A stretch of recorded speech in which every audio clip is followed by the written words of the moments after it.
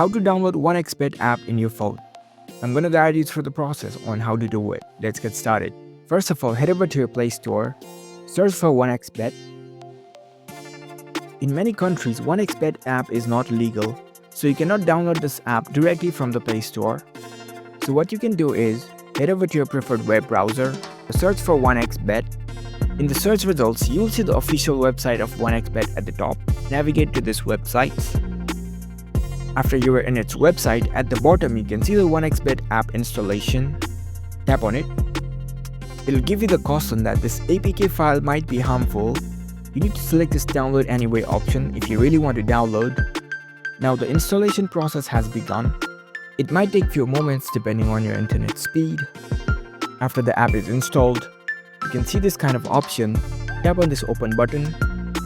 As you can see over here, the 1xBet app has been successfully installed in your device. That's the only way to download 1xBet app if it is not available in the store.